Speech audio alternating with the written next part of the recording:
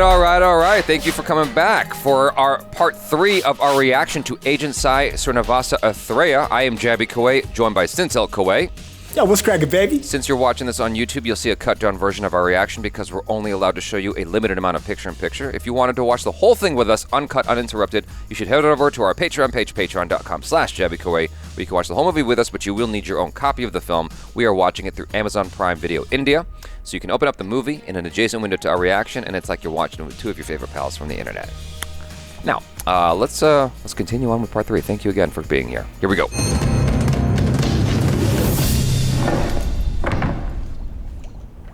Last 6 months lo mana state lo 52 bodies అన్ని తమిళనాడు నుంచి వస్తున్నట్టున్నాయి sir. Tamil Nadu border దాటంగానే ఆంధ్రాలో ఎక్కడ పడితే అక్కడ ఈ శవాల్ని పడేస్తున్నట్టున్నారు sir. And state దాటంగానే police department మారిపోద్ది. డిస్ట్రిక్ట్ టు డిస్ట్రిక్టే శవాల కనెక్షన్ ఉన్నట్టు పోలీసులు కనుక్కోలేకపోతున్నారు. Outside their jurisdiction. Border దాటంగానే random గా ఈ బాడీస్ ని విసిరేస్తున్నారు. ఏజెంట్ అంత ష్యూర్ గా ఆ స్టేషన్ ఎలా? వాళ్ళకి ఒక చిన్న స్టేషన్ కావాలి. ఆ స్టేషనే ఆరంభాకం. ఇంత కష్టపడి ఈ బాడీస్ ఎందుకు పడేస్తుండొచ్చు? Right? That's what I'm trying to figure out. Sir కాదు, మార్కెట్ బ్యాక్ సైడ్ తీసుకొస్తా అన్నారు. Dang. Whoa. That just... That was very unexpected. The second time they tried to kill this dude. Oh. Hi. వాళ్ళకి తెలియకుండా మనం ఆరంభాకం వెళ్ళాలంటే agent Sai Srinivasa Atreya 4 hours critical కండిషన్లో ఈ హాస్పిటల్లో అడ్మిట్ అవ్వాలి. I didn't follow that. So I think they're doing that because he has to go to that court thing, right? And he knows he's being followed. Gotcha. So he's faking the fact that he's being shot, I think. Perfect. ఇంకా weeks మీరు కొద్దిపడి కప్పండి. So it gets the tail off of him. Yeah. Patient is critical. ఆత్రేయ స్పీపీ fluctuating. ఇలాంటి ఏదో ఒకటి చెప్తాను ప్లీజ్. ఏదో ఒకసారి చేసి చూపించండి. Doctor patient is critical doctor. చాలా బీపీ డౌన్ అయిపోతుంది doctor. Come fast doctor, please doctor. The doctor's looking there like, what the heck is going on? పోదాం. నాది. I love how him and the other PI are like clones of each other. They're like 2 of the same people. ఏమైంది బాబీ? తలకా దబ్బేంటి? ఇలా యావదాద్రికి. You know why. They're clones. Sorry, exact కన్నడలో మాట్లాడేశాను. ఈ dialogue ని నువ్వు Chinese Japanese లో చెప్పినా? Hey, same pinch. Same exact Band-Aid. వాళ్ళ మనుషులు ప్రపంచంలో 7 ఉంటారంట. నా కళ్ళ ముందే 2 ఉన్నారు. So I wonder if the other 2 that were killed initially, because they were sleuths as well, right? I don't remember. Venkatachalam dead body finger prints Gujarat లో ఒక మర్డర్ కేసు సస్పెక్ట్ తో మ్యాచ్ అయ్యాయి. 10 ఆ టైంకి ఒక గూడ్స్ ట్రైన్ వస్తుంది కదా, ఢిల్లీ వరకు వెళ్ళేది. అవును. ఇక్కడ ఆగినప్పుడు ఎలాంటి ఇల్లీగల్ యాక్టివిటీస్ కానీ ఎవరన్నా ఇక్కడ ఎవరు ఉంటారు సార్? గూడ్స్ మాత్రం 30 minutes ఆగుతుంది. ఆ టైంలో నేను ఎలాంటి Yeah, right. ఫోటోలు ఏంటి సార్? 5 ఏళ్ల క్రితం మా రైల్వేది ఒక ఈవెంట్ జరిగింది sir. Oh, that's the guy that was in prison, huh? I think so. In jail with him, yeah. Company వాళ్ళు వీళ్ళు ఒక నాటకం వేశారు సార్. Actors. Yep. ఎక్కడ ఉంది సార్ ఈ డ్రామా కంపెనీ? సార్ ఇక్కడ నుండి 30 కిలోమీటర్లు ఉంటుంది. ఆత్రేయ హాస్పిటల్లో లేడు, వాడు అక్కడికి వచ్చేలోపు గోపాలంగా చంపి. సార్ నేను చూసుకుంటాను.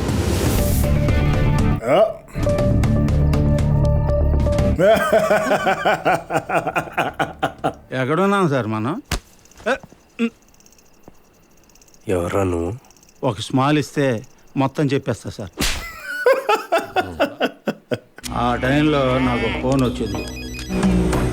ఆ శవాన్ని తీసుకెళ్ళి స్టేట్ బోర్డర్లో ఎవరికి తెలియకుండా అడవిలో కాల్చేయమంటారు. That's dark. నెలకి 3-4 శవాలు నుంచి 7-8 శవాల దాకా వచ్చాయి. అలా ఒక్కో శవానికి 5,000 రూపాయలు వస్తుండే. Wow. ఫారెస్ట్ పోలీసులు వచ్చి చూశారు. ఎలాగోలాగో వాళ్ళు తప్పించుకుని పారు. ఆ తర్వాత ఫోన్ కాల్ వచ్చింది. అది శవాల్ని కాల్చకుండా వాళ్ళు చెప్పినట్టు ఒక వ్యాన్ దగ్గరికి తీసుకుని 7-8 గంటల పాటు ఆ శవాల్ని వ్యాన్లో ఉంచి మళ్ళీ మాకు అప్పు చెప్పారు. వారం మొత్తం ఆ శవాల్ని మెన్షన్ ప్లేస్లో స్టోర్ చేసి ఆ శవాల్ని నెట్టి ఒకేసారి పడి. I bet that had to stink. వెళ్ళే గూడ్స్ ట్రైను ఆరంభాకంలో 1 గంట ఆగుతుంది. శవాల్ని అక్కడికి తెచ్చి ఒక చోట ఒక్క శవాన్ని ఇసిరేసేవాడు. Jesus. Right? అస్థికలు కలిపితే చనిపోయిన మనిషి ఆత్మకి శాంతి కలుగుతుందని హిందువుల నమ్మకం. కాశీకి శవాల్ని తీసుకెళ్ళడానికి ఏం చేయాలో తెలియని అమాయకపు జనానికి వాళ్ళ దగ్గర డబ్బులు తీసుకొని శవాలను ఎక్కడ పడితే అక్కడ ఇస్తున్నామని ఇప్పుడు అర్థమైంది. It's the hustle. ఆసియాకి శవాన్ని తీసుకెళ్లి దహన క్రియలు చేయడానికి దాదాపు 3 రోజులు పడుతుందని చెప్పి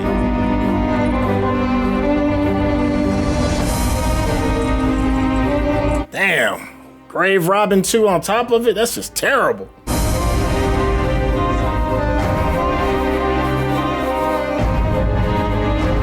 Is it bad that I don't think it's as bad because it's not murder anymore? It's still bad. I mean, it's still pretty messed up. Yeah, it's still jacked up, but at least they're not murdering people for the bodies. 2 వారాల పాటు ఒక హాస్పిటల్లో చేరాను బాబు. 10 రోజుల పాటు అలాగే నా గొడవలో ఉండిపోయినాయి.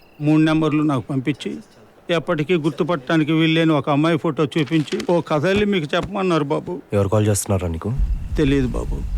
They got a lot of information out there, dude. Yeah.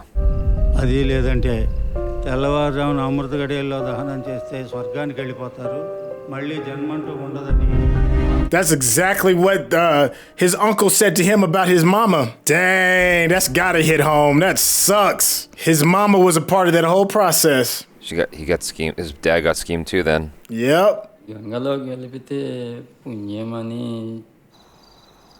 Dang. Yeah, that might not be murder, but that would still really, really, really bother me. Oh my God, you're dealing with people's souls, man. That's horrible. The desecration of your loved ones' bodies and then just tossed off to the side like, oh my God. I promise you, I would have to put hands on somebody, dog. I can't express enough how bad it would be for that person if I found them doing that. Oh my gosh. అమ్మ నాకు భయం వేస్తుందమ్మా. తొందరగా అమ్మ letter రాస్తే 2 రోజుల్లో వచ్చేసేదమ్మా హాస్టల్కి. Desecrating people's bodies, man. It was unexpected that it comes back around to his family, but I guess it had to. Train నుంచి పడేస్తారా? చెత్తలా పడేస్తారా sir? మా అమ్మ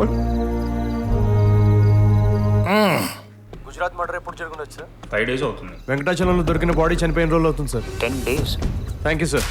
10 days క్రితం చనిపోయిన వ్యక్తి 5 days బ్యాక్ మర్డర్ ఎలా చేశాడు? ఒక హ్యూమన్ బాడీలో ఏ ఆర్గన్ తీసుకెళ్ళినా తెలిసిపోద్ది సార్. Organ farming, huh? మన ఫింగర్ ప్రింట్స్, ఒక fake finger prints database create చేసి క్రిమినల్ గ్యాంగ్స్కి అమ్మచ్చు. వెంకటాచలం కేసులో జరిగింది ఎగ్జాక్ట్లీ అదే సార్. అసలు ఆ ఫింగర్ ప్రింట్స్ ఎవరిది అనేది వాళ్ళకి ఎప్పటికీ తెలియదు.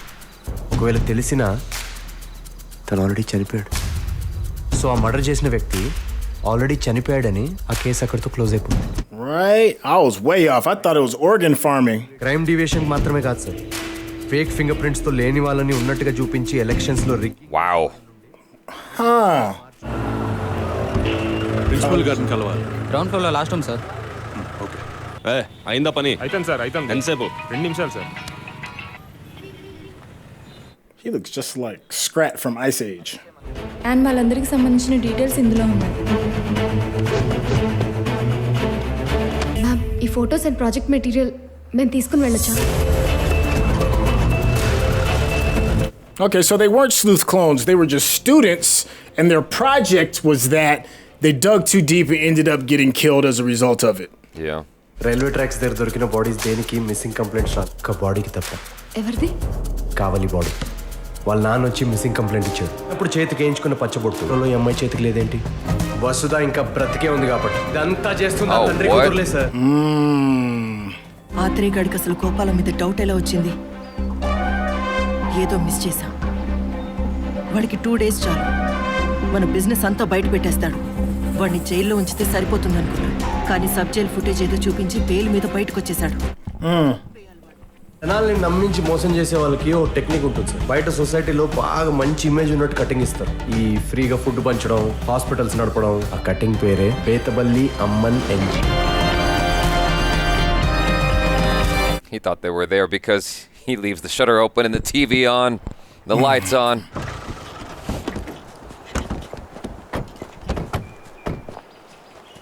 I still don't know why he does that in general. తర్వాత ఏం చేయాలో నేను చెప్తాను.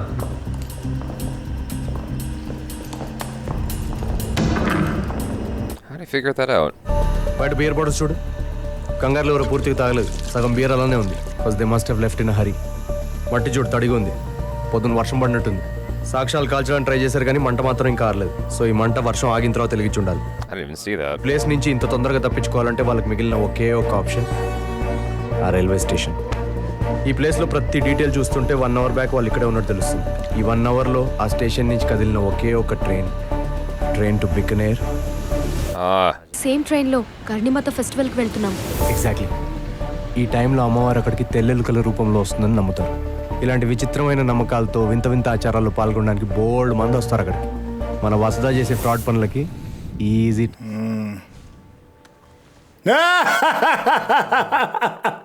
సెల్ఫీ తీసుకుందా? ఎవరైనా చనిపోతే నీకు హ్యాపీయే కదా, హాయిగా వాళ్ళ ఫింగర్ ప్రింట్స్ తీసుకొని అమ్ముకోవచ్చు. నువ్వు నీ పులియార ఐడియాలు. అంకుల్ ఏంటి రండి మీరు కూడా, సిగ్గుపడతారేంటి? Come join us. వెళ్ళి జైల్లో ఎలుకలతో ఆడుకోండి, అక్కడ తెల్ల ఎలుకలు నల్ల ఎలుకలు నీకు కావాల్సిన ప్రతి కలర్ ఉంటుంది స్వామి. ఏజెంట్ దా దా దా దా దా Bunny Bunny. It was a pleasure working with you agent Bobby. మా పేజ్కి లైక్ కొట్టు.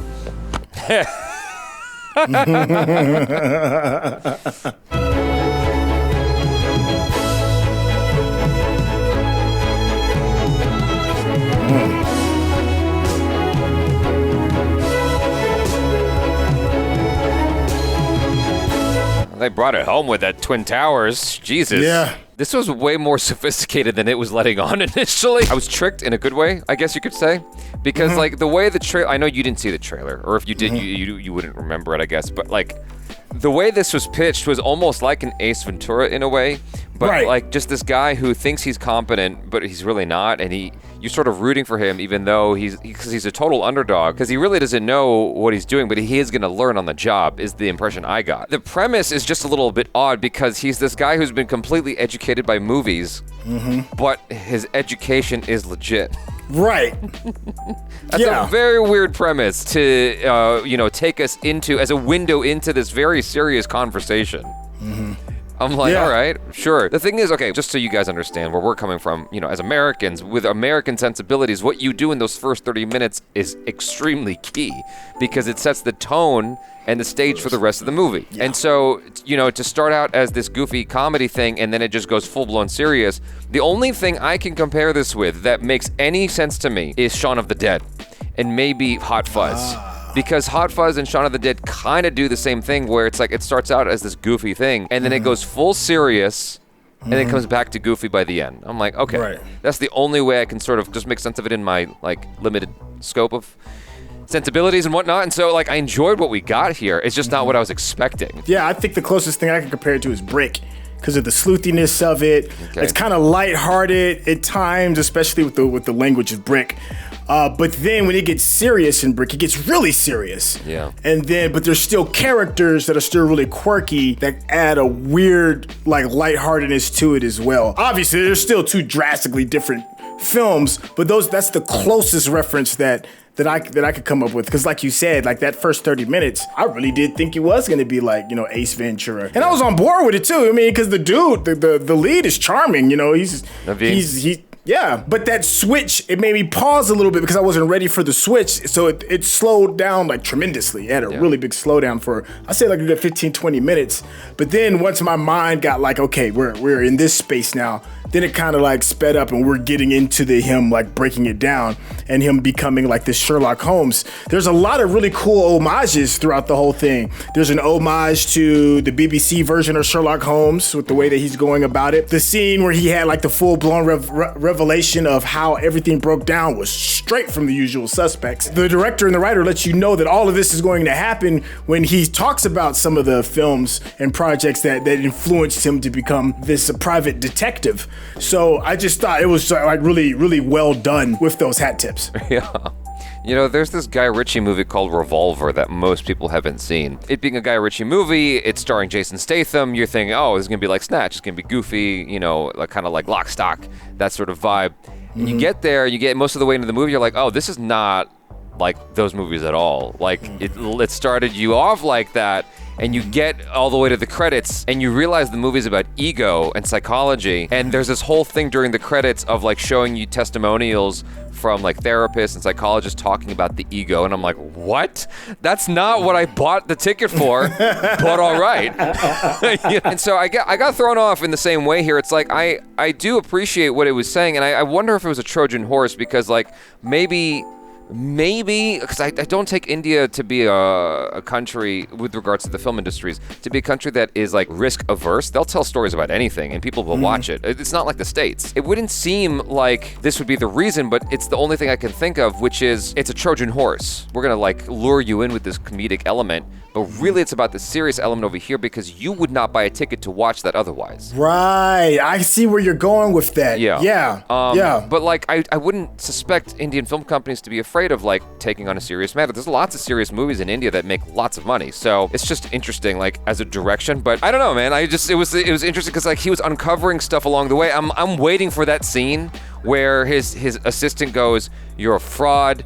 You like, you don't know what you're talking about. All your shit's from movies." If an American film was set up the way this was, that's the scene you're expecting to come at some point. Like, he's totally a fraud, but then somehow, impossibly, he manages to figure it all out.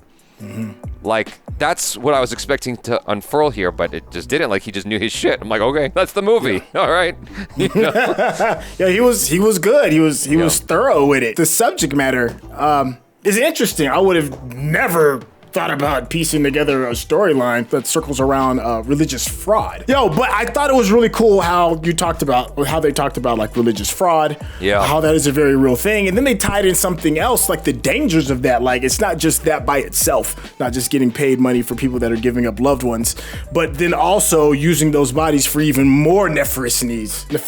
I can't talk today. And then it ties into something that really hits home, is like, just in case, so you're already disgusted at the fact that they're disrespecting the dead, all right, and then they're benefiting off of that. I thought they were selling body parts at first, but then it's even worse, which in a way that I didn't think was worse, with the fingerprints for selling fake identities. And then you're like, well, fake identities may not necessarily be that bad, but then it puts it in context again and you realize for me as an American that had to deal with 9/11 and that tragedy, and you're like, this is what leads to things like that. And it's like, dang, you all are just absolute complete evildoers. And I said something earlier, and I was like, well, it didn't seem like it's that bad because these are already dead bodies. I mean, I know it's still a bad thing, but there's just something about taking somebody's life and doing horrible things. Well, these people are already dead. Boy, was I wrong. I was absolutely wrong. It's almost even more foul. And then they really hit the nail home when our lead realizes that his own family, his mother was set up in the same way, and he has that real moment, like, they took this away from me. They took my time away from me.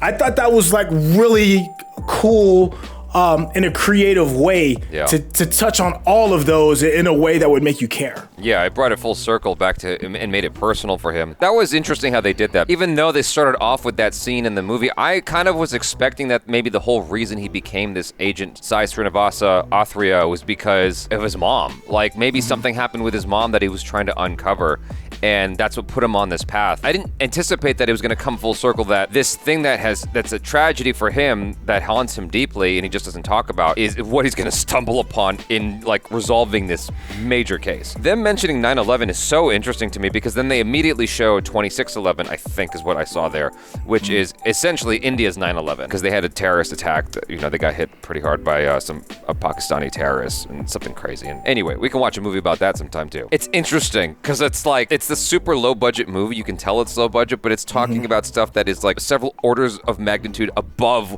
this sandbox that we're playing in. Like, this is like why this is important and, worth focusing on and worth talking about. I'm like, oh, okay, yeah, that's different. That's quite different. I wonder how this kind of movie would fly in the States because of what we were talking about, because of the tone.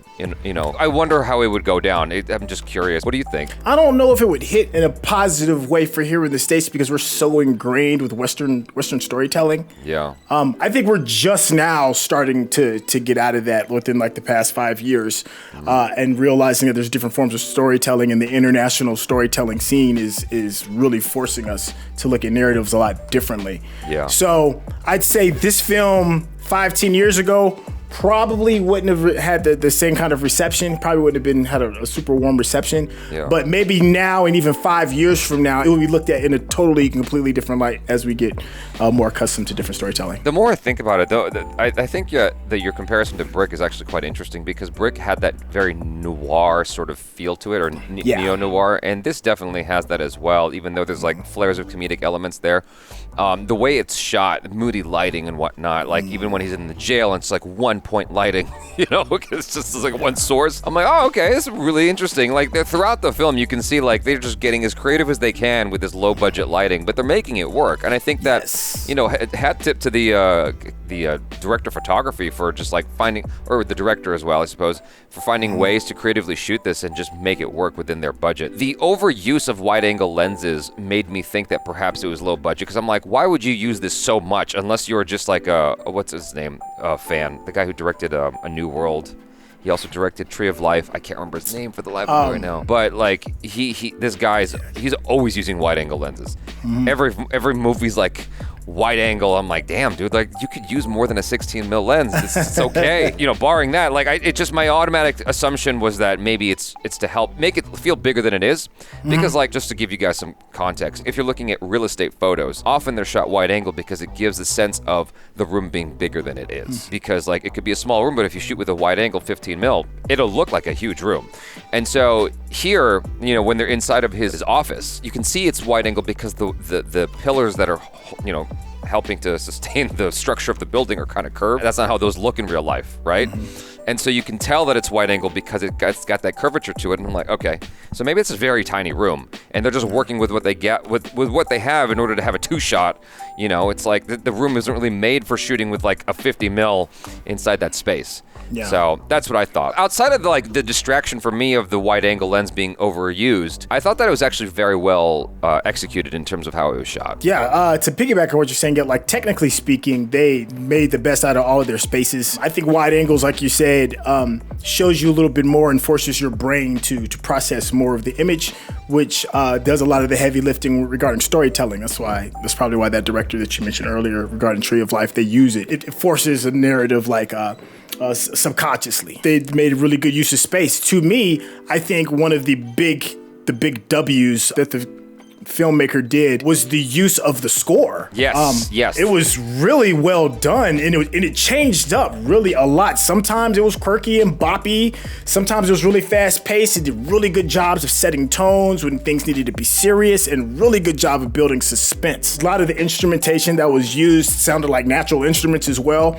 which gives it more of a grounded, earthy kind of feel, makes it feel more real. And then the times when the music was really quirky, it felt like another character within the movie. So they did a really good job. Like they used really good tools to add a lot more production value to what is probably a lower budget film. Yeah, absolutely. And for anybody in the chat, why do you feel ATHREYA always left his shutter open and television on and all of that? Like they're it's never explained. I was curious as to that. I was like, maybe I just missed something.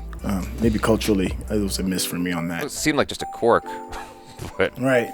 Who knows? Yeah, I thought they was gonna tie that in too. I was like, well, maybe it's gonna explain like you had mentioned something earlier, and you were like, well, it makes you believe that he's always there. Yes. So I was like, oh, that's not a bad idea. I was like, now how does that kind of like tie in? Yeah, Terrence Malick did both The Tree of Life and A New World, and they both have that same look of just very wide angle lenses, like in your face, and it's supposed to make it feel like you're part of it, I guess, is the idea. And so maybe the director of Agent SAI, Srinivasa.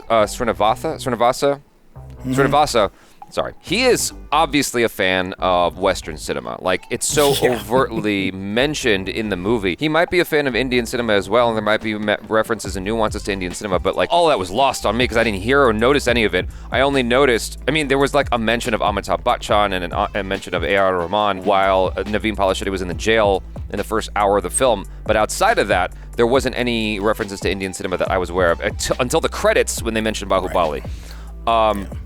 So they mention they even overtly show you all these Western films like The Departed, like Catch Me If You Can, like what was the one you mentioned? Usual Suspects. Usual Suspects. And then Sherlock Holmes, and the music was James Bond, which was like a weird thing to throw in there. But anyway, it just really shows you, it highlights his love for American cinema. So it would not surprise me in the slightest if he was a Terrence Malick fan, and that's why he wanted to employ those wide-angle lenses. It could be both, you know?